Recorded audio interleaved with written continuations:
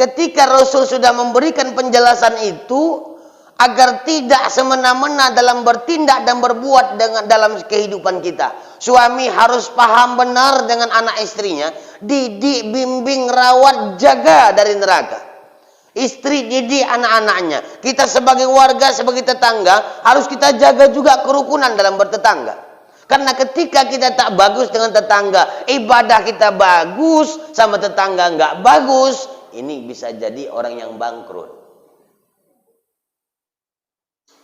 Kata Allah Subhanahu wa taala, dijelaskan dalam kitab Durratun Nasihin, bahwa di akhirat nanti Bapak Ibu yang mulia, kita akan dipanggil satu persatu sesuai dengan nama kita. Nama kita sudah terdaftar, absennya sudah ada di hadapan Allah. Allah tinggal panggil satu persatu di hadapan orang yang banyak. Kalau aku duduk di sini sendirian, yang nengok cuman kita, belum terasa malu, Pak.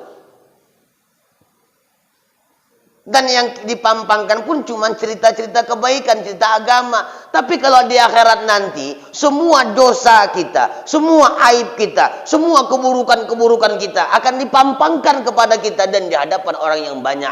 Dari zaman Nabi Adam sampai zaman Nabi Muhammad.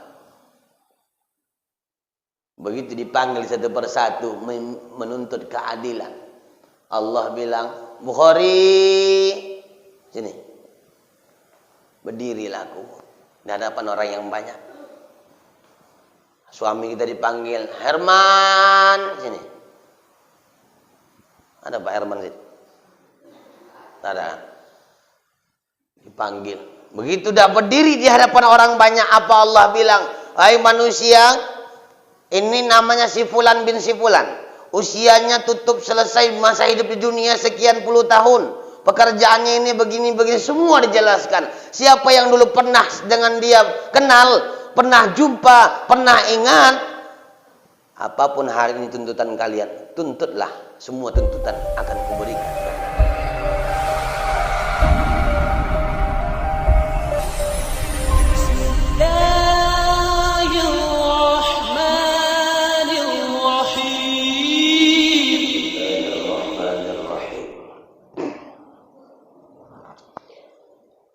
Assalamualaikum warahmatullahi wabarakatuh.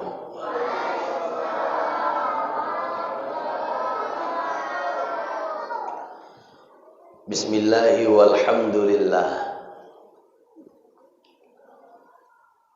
Alhamdulillahi rabbil alamin. Nahmaduka ya zal jalali wal ikram. Ala ma akmalta lana min dinil Islam. Wa nusalli wa nusallim ala nabiyil huda war rahmah. Al mab'uts bil kitabi wal hikmah. Khataman nabiyyin wa imamim mursyidin. Sayyiduna wa maulana Muhammad. Wa ala alihi at-tahirin wa sahabatihi al-warithin li ahkami syari'atihi ila yaumiddin. Bersyukur kita kepada Allah Subhanahu wa taala. Malam ini Allah masih memilih kita untuk hadir di majelis ilmu. Allah udah nitipkan sama kita nikmat yang sangat luar biasa. Di antara nikmat yang sangat luar biasa yang hari ini, malam ini kita nikmati adalah nikmat sehat dan luang waktu. Kata Nabi, ada dua nikmat yang orang kadang sepele dengan itu. Pertama nikmat sehat, yang kedua nikmat luang waktu. Berapa banyak hari ini yang tahu pengajian malam ini? Sehat badannya, kasih Allah rezeki, tapi tak dikasih luang waktu. Karena orang yang hadir di majelis ilmu ini bukan orang sembarangan, Pak. Orang-orang yang hadir di majelis ilmu adalah orang-orang yang sudah dipilih Allah. Udah dipilih Allah, udah ditentuin Allah untuk hadir kemari. Karena hadir di majelis ilmu bukan hanya duduk mendengarkan pengajian, tapi hakikatnya duduknya kita duduk di taman surganya Allah. Mudah-mudahan tidaklah kita keluar dari masjid ini kecuali digugurkan dosa-dosa kita. Yang punya penyakit diangkat penyakitnya. Urusan yang sulit dimudahkan urusannya. Rezeki yang kurang lancar dilancarkan rezekinya. Yang punya keluarga sakinah keluarganya, punya anak cucu soleh soleha keturunannya. Mudah-mudahan pula yang punya utang, mulut siapa itu? Lunas. Mudah-mudahan yang punya utang dikasih Allah rezeki lebih untuk bayar utang. Udah lunas utang, ngutang lagi. Biar tidak meninggalkan ciri khas negara kita. Salawat dan salam kepada paduka alam yang mulia, baginda Rasulullah Muhammad. Mudah-mudahan rapatnya duduk kita malam ini, kita minta dan berharap kepada Allah, begini pula rapatnya duduk kita nanti menatap wajah Rasul di dalam surga. Orang-orang tuaku yang saya muliakan, Badan Kenajiran Masjid Babus Salam beserta segenap jajaran kepengurusan yang hadir, kemudian ayahanda membawa acara yang kudengar tadi membawa acara kayak yang betul-betul acara selebriti di TV, luar biasa. Mungkin pernah beliau ini jadi membawa acara di TV-TV. Aku pernah juga membawa acara TV, cuman TV rusak. Bang Haris, abang-abang lainnya, emak-emak, walaupun hujan tetap datang. Mudah-mudahan setiap tetes hujan menambah pahala untuk kita. Kalau aku nggak lagi tetes, basah kuyup bajuku ini udah. Nggak tetes. Nggak nampak kan? Hitam. Ini ku pegang ini dinginnya. Apa itu Pak? Ya Allah ya Rabbi.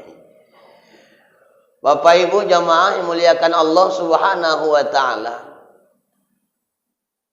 Mengangkat dari cerita yang disampaikan pembawa acara, siapakah orang yang bangkrut di dalam pandangan agama? Apakah kita termasuk dalam kebangkrutan itu?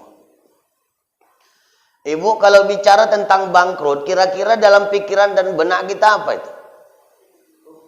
Rugi. Contoh kecil, kita buka dagang, buka jualan, jangankan mau untung malah puntung. Jangankan mau dapat untung, modal pun nggak balik. Bahkan 2-3 bulan buka warung tutup. Kenapa? Modal nggak balik, barang dah habis. Tiba dibuka laci, dibuka dompet, duitnya nggak nampak. Tengok di buku catatan, malah hutang yang keliling pinggang. Ini kan bangkrut nih. Namun dalam pandangan agama, Rasul Shallallahu Alaihi Wasallam memberikan sebuah ketentuan bahwa orang yang bangkrut dalam pandangan agama tidak bangkrut seperti yang kita pikirkan. Atadruna mal muflis, kata Nabi sama sahabat. Bu, atadruna mal muflis. Bu, kata Nabi sama sahabat. Atadruna mal muflis. Tahukah kalian orang yang bangkrut? Rupanya ratusan ribu tahun yang lalu ketika Rasul hidup, Rasul sudah memprediksi. Ini dahsyatnya Nabi Muhammad sallallahu alaihi wasallam. Allah kasih wahyu, Allah kasih sebuah keistimewaan, prediksi-prediksi Nabi Muhammad hampir 100% betul dalam pandangan agama dan dalam kehidupan kita saat ini. Masa Nabi hidup, Nabi sudah memberikan ketentuan dan garis besar agar kita berhati-hati. Atadruna mal muflis, tahukah kalian orang yang bangkrut? Kata sahabat, hanya engkau dan Allah yang tahu ya Rasulullah.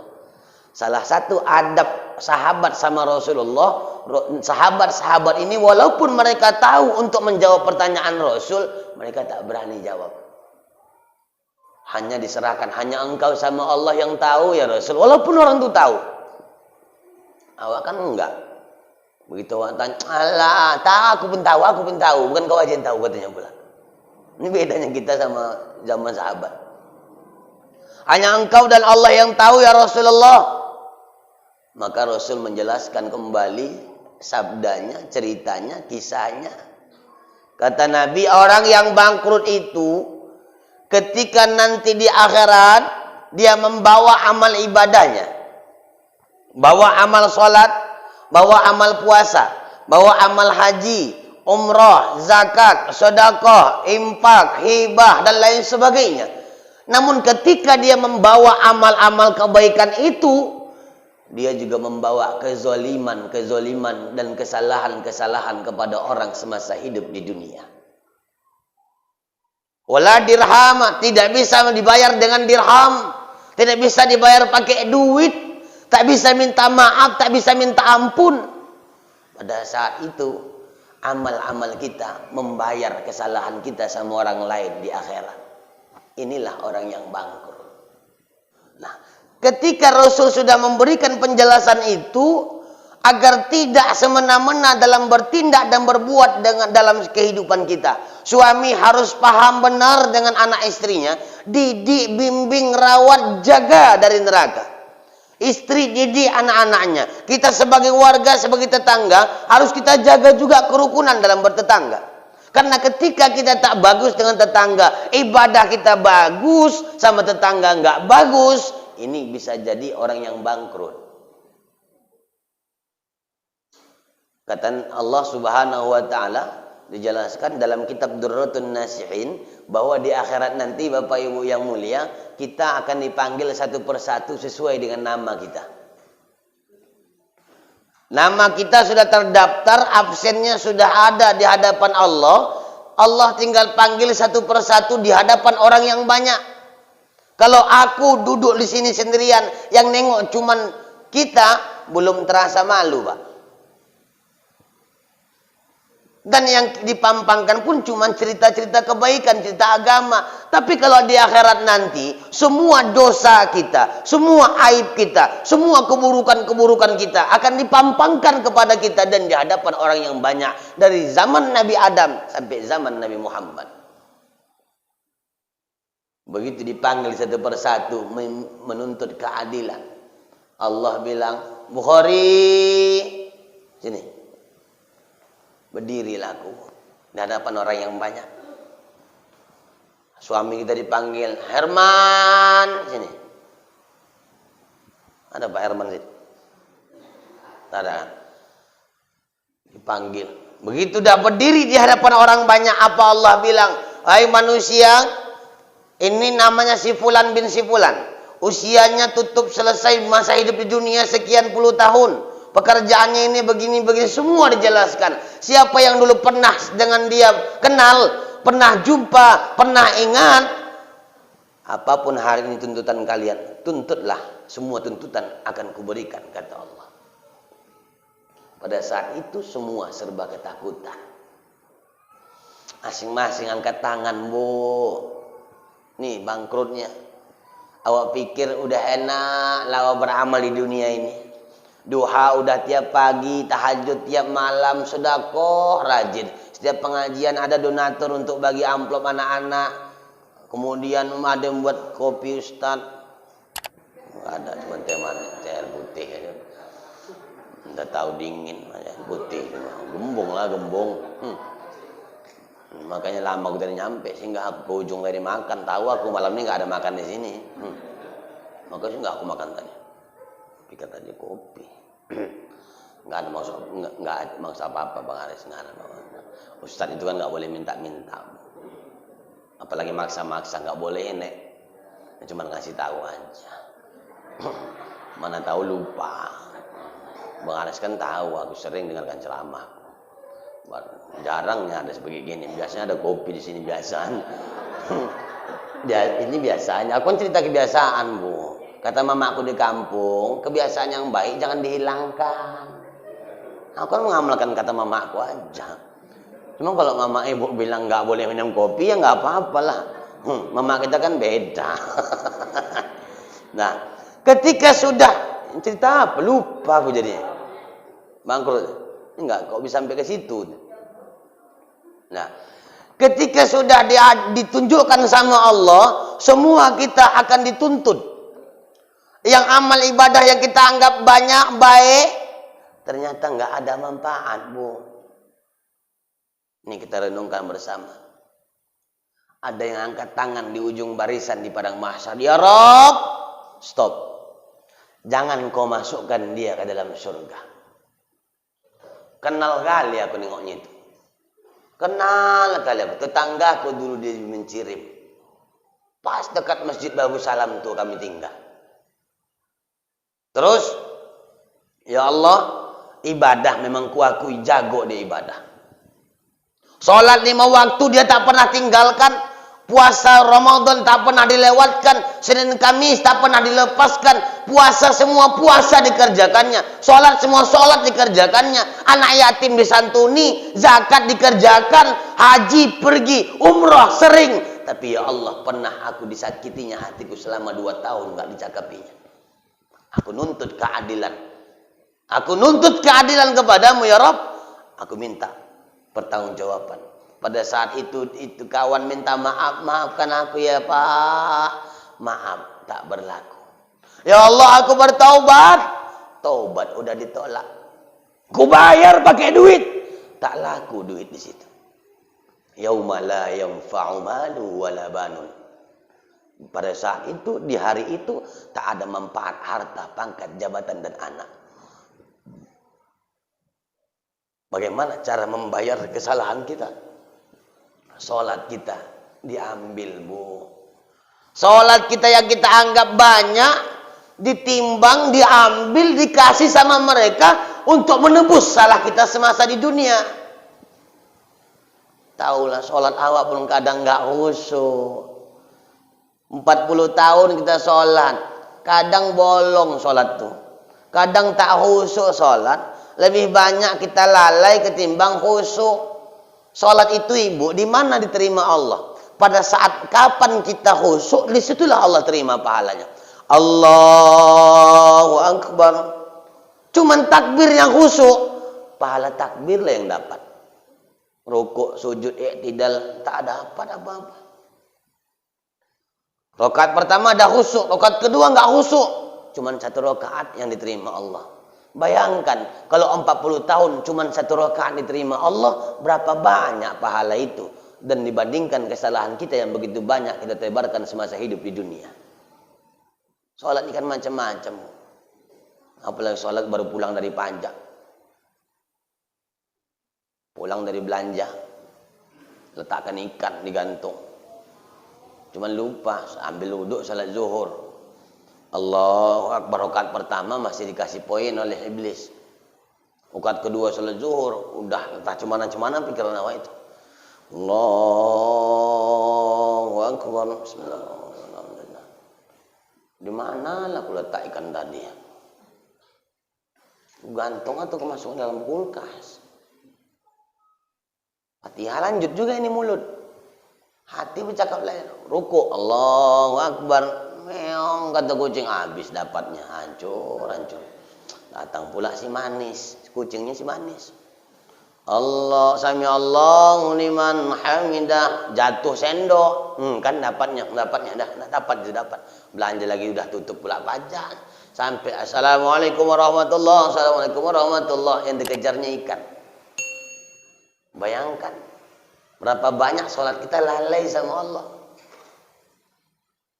Bahkan pas lagi ya nyari-nyari anaknya, nyari-nyari sendok nasi, dia lagi sholat. Anaknya agak tahu pula, tanyanya pula mamanya sholat. Mak, di mana nampak sendok nasi? Mamanya tengok, at-tahiyatu, tunjukkannya. Sholat ngasih kode, sholatnya batal. Maka kita perbaiki sholat yang tak seberapa ini. Harus belajar, harus ngaji. Syukur ada di masjid ini, ada kajian rutin.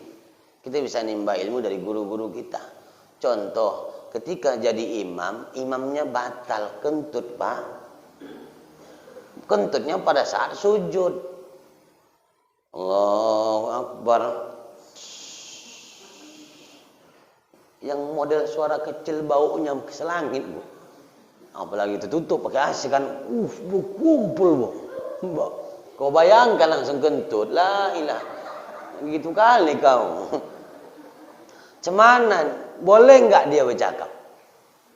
Boleh, karena udah batal.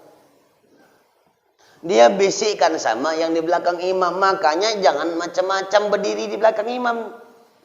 Yang boleh belakang imam adalah wakil, yang ketika imam batal dia yang gantiin. Pas di tengah, sebelah kanan dan sebelah kiri, 3 ini anggota DPR-nya, perwakilannya. Ketika batal, makanya sunnah hukumnya masjid itu ada pintu sebelah, ada pintunya. Ketika imam batal, imam bisa keluar dari situ, ngambil wudhu, masuk saf barisan balik. Bagaimana cara dia ngasih tahu sama jemaah belakang? Dibisikkannya aja, Bu. Bang, aku batal. Kentut aku tadi. Nah, kau yang gantikan aku. Ya boleh nggak? Boleh. Jangan dijawab. Aku pun batal. Katanya pula lagi. Nggak usah dijawab. Dan yang 3 belakang ini nggak boleh menyuruh-nyuruh. Dikasih kode. Di guitnya kawannya supaya kawan sebelah kanan maju, kawan sebelah kanan guit juga. Seguit-guitan nggak jadi sholat. Dalam keadaan sujud. Cemana supaya yang di belakang ini menjadi komando, biar dia jadi imam pengganti, maka dikuatkannya suaranya dulu. Allahu Akbar. Berdiri dia, baru dia maju menggantikan posisi imam. Yang belakang merapatkan barisan, kosong sebelah kanan, maka imam yang batal tadi habis duduk dia pindah ke sana. Ya Bu, ya Bu. Dan sholat-sholat seperti itu, mohon maaf, berapa banyak sholat kita yang jauh daripada khusyuk, jauh daripada ridha Allah, jauh daripada rahmat Allah. Apalagi mohon maafnya, ketika banyak yang kita tinggalkan rukunnya, ada kita tinggalkan sunnahnya dan lain sebagainya. Maka sholat itu yang mau kita jadikan jaminan di hadapan Allah. Kalau cuma sebatas sholat 5 waktu, belum bisa membeli tiket surga. Ketika sudah sholat itu kita kerjakan, dan sholat itu kita anggap bernilai pahala yang banyak. Ternyata ketika di akhirat, pahala-pahala sholat kita akan membayar semua salah kita sama orang. Datang orang lain, ya Allah, ya Tuhanku, jangan kau masukkan dia ke dalam surga. Sholatnya memang rajin, puasanya memang rajin, hajinya juga rajin, umrohnya juga rajin. Tapi ya Allah, ketika kami duduk sama-sama sama dia di wirid, muncungnya lancip kali. Rupanya yang dipanggil Allah itu ketua wirid. Sakit hati orang gara-gara cakapnya pedas sekali, menyinggung perasaan. Agama mengajarkan qaulan sadida, cakap dengan baik. Nuntut. Banyak orang nuntut. Sholat udah dibayarkan, puasa udah dibayarkan, haji, umrah, zakat udah dibayarkan. Pahala udah habis, Bu. Rupanya yang nuntut masih banyak. Disinilah letak bangkrutnya. Di saat pahala udah habis untuk membayar semua kesalahan. Orang nuntut masih banyak karena banyak kali tetangga yang gak kita cakapi. Banyak kali orang kita buat salah. Ketika sudah habis semua pahala, apa yang mau dihitung lagi? Semua dosa-dosa orang balik sama kita. Ketika ditimbang, nggak perlu ditimbang lagi. Yang ditimbang itu antara baik dan buruk. Kalau udah baiknya habis, tinggal buruknya, nggak perlu ditimbang. Masuk dalam nerakanya Allah. Maka perbaiki. Cerita bangkrut ini, kajian bangkrut dalam agama ini tak jauh dari hablum minan nas. Hablum minallahnya bagus, tapi hablum minan nasnya nggak baik. Nggak ada apa-apanya itu. Sholat, mohon maaf, hitam jidat kita ini. Bengkak kaki awak sholat. Tapi menyinggung perasaan emak, menyinggung perasaan ayah. Sholat nggak terima Allah. Dalam Quran ada amal ibadah yang saling bergandengan. Ada 3 gandeng amalan dalam Quran. Pertama kata Allah, aqimus shalah wa atuz zakah. Arti bergandengan, tidak akan diterima Allah satu gandeng yang satu ini kalau yang satu nggak dikerjakan. Pertama, aqimus shalah wa atuz zakah. Dirikanlah salat, tunaikan zakat. Salat tidak diterima Allah kalau tidak bayar zakat. Zakat ditolak Allah kalau tidak sholat. Ini makna bergandengan. Yang kedua, hablum minallahi wa hablum minan nas. Hubungan dengan Allah, hubungan dengan manusia. Horizontal, vertikal. Hablum minallahnya bagus, subuh tak pernah telat. Tahajud 2 rakaat tiap malam. Duha 2 rakaat tiap pagi. Kadang salat tasbih, salat istikharah, salat hajat, bagus hablum minallahnya. Tapi enggak baik hablum minan nasnya. Orang enggak suka sama dia. Masa lewat dia bawa sayur, orang bercakap, jijik kali aku tengok itu. Kenapa? Entah jijik, aku tengok muka, kau tengok muka, kau tengok muka itu. Muka itu aku tengok, jijik awak tengok. Orang enggak suka sama awak. Yang ketiga amalan yang bergandengan, anishkurli wali walidaik. Dalam Quran surah Luqman Allah bilang, syukurlah kepadaku dengan ibadah, wali walidaik, dan kepada orang tuamu. Ibadah tapi durhaka sama ayah mak, ibadah ditolak. Sama ayah mak baik, memuliakan orang tua, tapi enggak sholat, itu pun ditolak. Bu, mohon maaf, berapa banyak hari ini anak yang sudah punya pekerjaan, jabatannya udah ada, duitnya udah ada, banyak semua fasilitas dunia dia punya. Tapi ketika tengok bagaimana dia sama maknya, sama ayahnya, nggak bagus hubungan. Ini pesan buat kita semua, anak takkan pernah berhasil tanpa orang tua, betul? Jangan menganggap kita menjadi seorang pejabat, menjadi seorang pegawai, menjadi seorang yang besar namanya di sini, di kampung atau di mana kita berada. Jangan menganggap itu semua hasil jerih payah kita. Tidak. Ada tetesan air mata yang jatuh setiap malam tahajud dari doa orang tua. Tiap malam ayah mak kita bangun dipala-palakannya. Begitu tersentak mau buang air, wudhu dulu dia. Dipala-palakannya 2 rakaat sholat. Habis sholat dia minta sama Allah. Malam tahajud malaikat-malaikat hadir. Pada saat itu dalam hadis kursi Allah menjelaskan, ketika siapa yang tidur lelap, lena tidurnya, tapi ada makhluk Allah, ada hamba Allah yang bangun di malam hari, dia bermunajat, berdoa, mengadu nasibnya kepadaku, kata Allah, tidak akan kuberikan kecuali apa yang dia minta. Dia minta rezeki, tak akan pernah kukasihkan kecuali rezeki yang berlimpah. Dia meminta mudahkan urusan, tak akan pernah kuberikan kecuali lancar segala urusannya. Dia minta ketenangan hidup, akan kuberikan semuanya. Inilah tahajud. Mama kita, ayah kita dulu puluhan tahun berdoa, mungkin belum dikabulkan Allah doanya pada saat dia belum punya anak. Tapi ketika dia punya anak, doanya diganti Allah kepada anaknya. Anaknya menjadi sukses dan kaya. Berharap kita sama Allah, ya Rob, pengen kali aku punya rumah tingkat 10. Ya kan, tingkat 10. Tak dapat, ngontrak aja kasih Allah. Tapi anak berhasil punya rumah tingkat 3. Ini asbab doa kita yang puluhan tahun yang lalu. Anak yang baik akan paham, ini tak akan bisa kalau nggak ada doa ayah makku. Tapi berapa banyak anak-anak kita yang tak paham seperti itu. Mau melamar kerja, mak doakan aku ya mak, mau lamar kerja, insya Allah Senin interview, ya. Pergi interview, lulus, kerja di bank, dapat gaji pertama, yang dibelanjainnya siapa? Kalau dia punya pacar, ke pacarnya. Nggak punya pacar, sama kawan-kawan, nongkrong. Bukan sama orang tuanya. Padahal itu asbab dari mamanya. Tapi mama tak pernah menuntut, ya bu. Berapa banyak hari ini anak yang sudah kawin, udah nikah, punya semuanya, nggak peduli sama mamanya, nggak peduli sama ayahnya.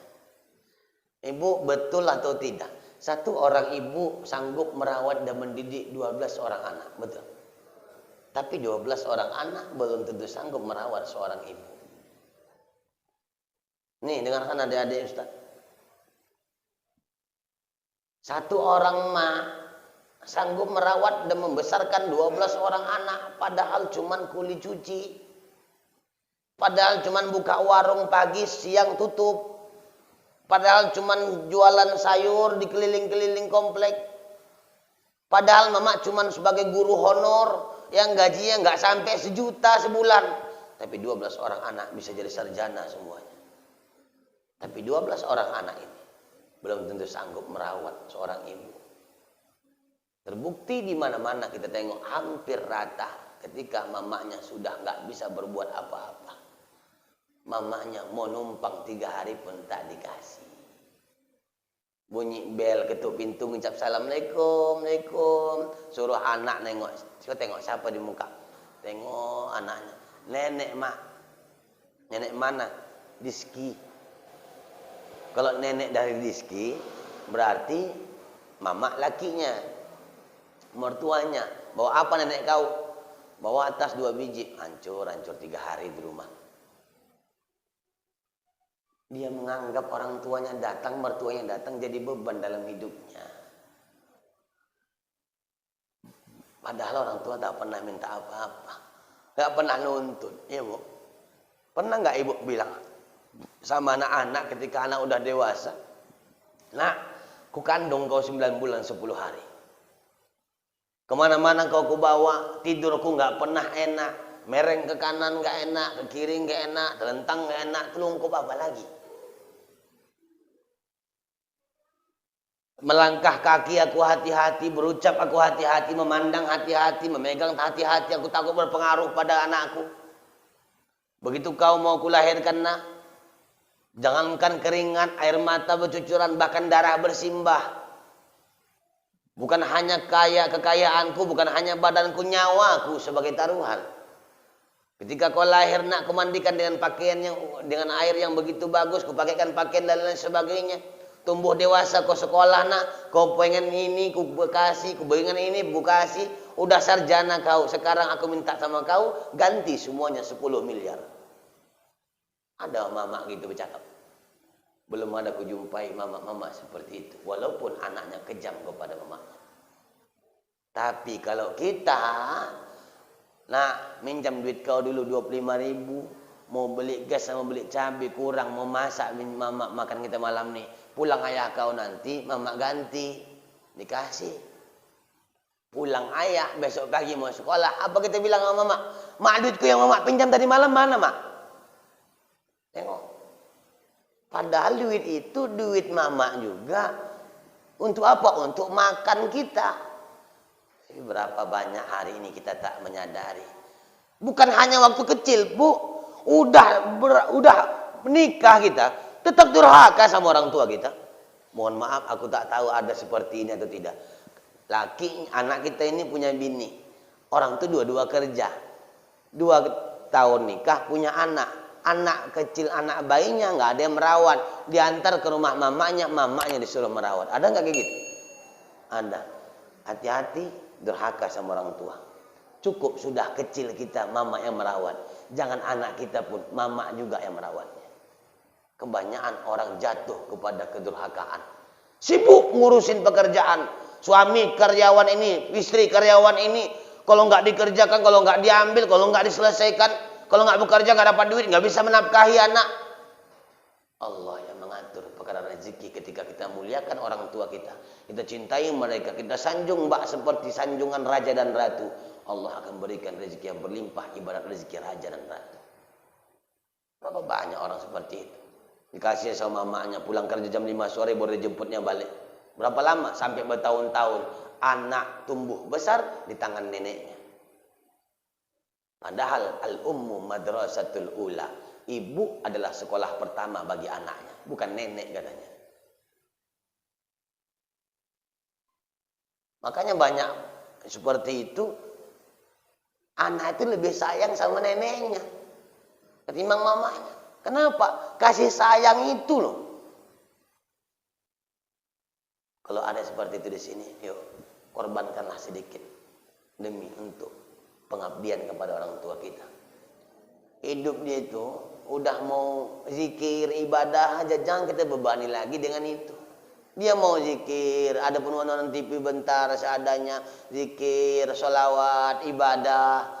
Jangan ditambah lagi ngurusin anak, anak nanti buang air, dicucikannya, pasangannya popoknya, dikasihnya pempesnya, dibedongnya kalau masih kecil kali, dipakaikan pakaian. Kapan dia mau ibadah yang banyak? Udah kita sadari waktu dia gadis, waktu dia masih muda, banyak sholat tinggalkannya gara-gara ngurusin kita. Berapa banyak sholat emak kita tinggal, Bu? Gara-gara ngurusin kita. Berapa banyak puasanya sampai sekarang belum dikodo-kodonya gara-gara melahirkan kita. Mau tahun muka dikodo, lahir lagi anak. Tahun muka dikodo, lahir lagi anak. Tak berapa lama udah dewasa, udah tumbuh dewasa, anak lupa mengkodok puasa. Di kuburan kena hantam gara-gara kita. Cukup sudah waktu kita ada, dia capek dan meninggalkan banyak ibadah. Jangan dibebani lagi dengan hadirnya anak-anak kita untuk diasuhnya. Ini kalau pemikiranku. Mudah-mudahan bisa kasih Allah petunjuk dan hidayah sama kita. Dan ketika sudah terjadi seperti itu, kelak semua akan dituntut di hadapan Allah. Inna sam'a wal basar wal fuad kullu ulaika kana anhu mas'ula. Sesungguhnya pendengaran, penglihatan, fuad, hati serta akal manusia akan diminta pertanggungjawaban di hadapan Allah. Semua apa yang kita ucap, semua kita dengar, kita pandang, ditanya oleh Allah. Termasuk pengabdian sama orang tua. Begitupun seorang ayah. Seorang ayah sanggup berkorban mencarikan nafkah untuk 10 orang anaknya. Betul. Tapi 10 orang anak belum tentu sanggup berkorban untuk seorang ayah.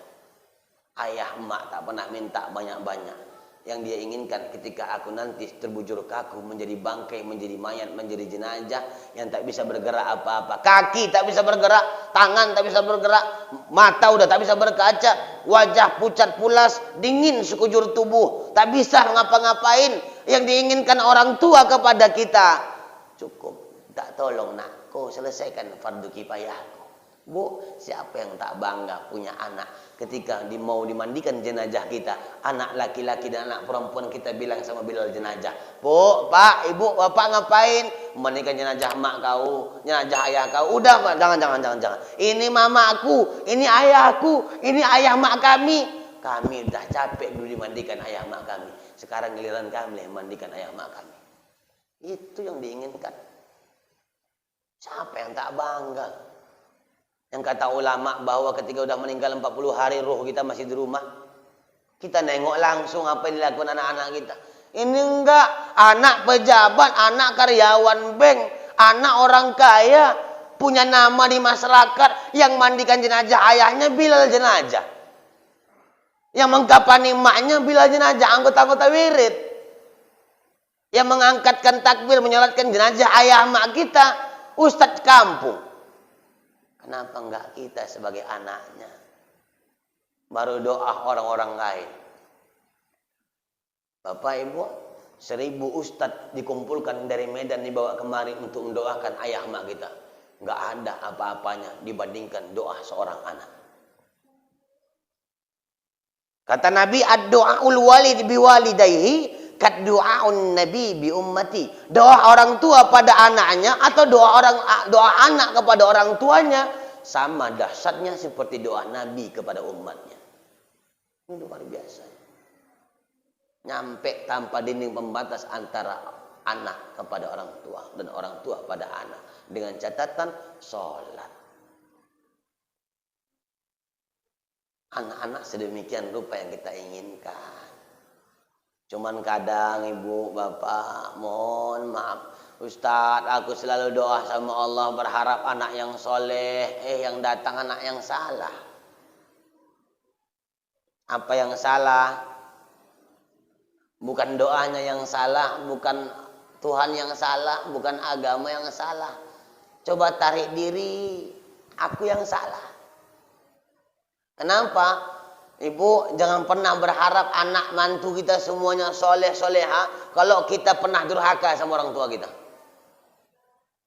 Jangan pernah berharap anak kita taat sama kita, patuh sama kita kalau sampai hari ini masih meneteskan air mata orang tua kita. Loh, hukum karma Ustaz. Nggak ada karma dalam Islam. Dalam Islam dijelaskan faman ya'mal mithqala dzarratin khairan yara wa man ya'mal mithqala dzarratin syarran yara. Kau buat kebaikan, akan kubalas kebaikan di dunia dan kuganjar nanti pahala di akhirat. Kau buat kejahatan di dunia, kubalas kejahatan kau di dunia, ku kasih azab di akhirat. Dah ada garisannya. Maka ketika hari ini kita durhaka sama orang tua kita, tengok suatu saat anak pasti ada yang durhaka sama kita, Bu. Dari sekian anak yang banyak, ada yang bisa diatur, ada yang taat agama nggak pernah pada disuruh-suruh sholat, dia udah sholat duluan. Ada yang harus disuruh, ada yang udah disuruh nggak mau-mau. Ada satu teguran buat kita agar kita taubat, jangan lagi melawan orang tua kita. Orang tua itu makhluk keramat yang hidup. Doanya makbul, murkanya pun kabul. Jangan macam-macam. Dulu pernah diceritakan bahwa ada seorang ibu-ibu yang sedang menampi. Tahu ibu menampi? Menampi kalau kita padilah. Di zaman Nabi Isa alaihissalatu wassalam.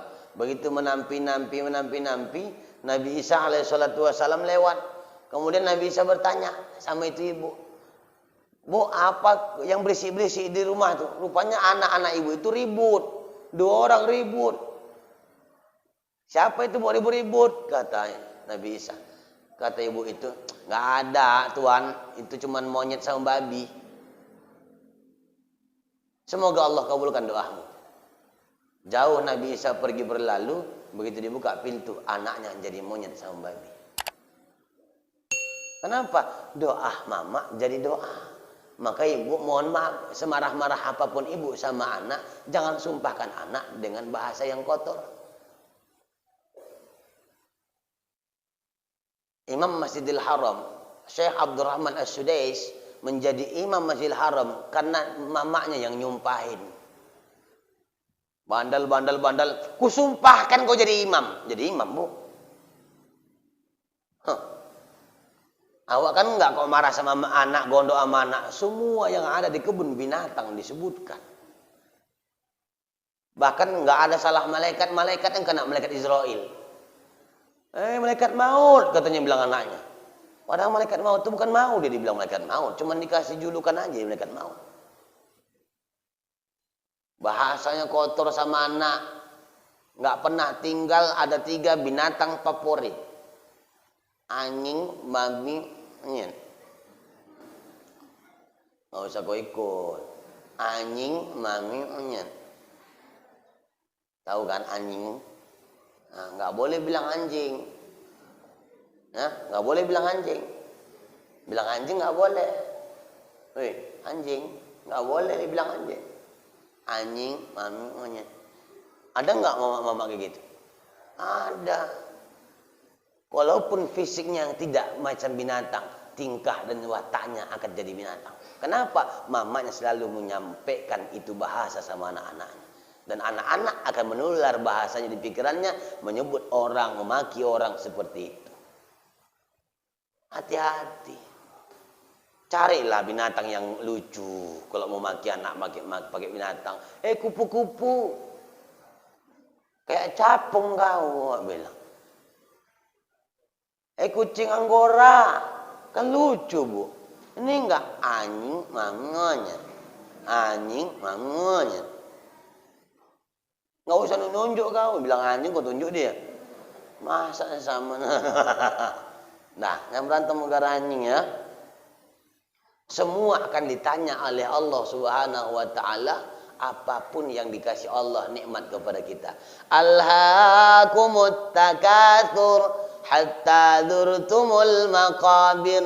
Bermegah-megahan membuat kau lalai kata Allah sehingga lupa dengan kuburan. Di ujung ayat menjelaskan tsumma latus'alunna yauma idzin anin na'im. Kemudian nanti akan kutanya segala nikmat yang pernah kuberikan, kata Allah, termasuk nikmat anak. Amanah anak dikasih Allah akan ditanya oleh Allah Subhanahu wa taala. Mudah-mudahan kita tergolong hamba Allah yang jauh dari kebangkrutan di akhirat. Amin ya rabbal.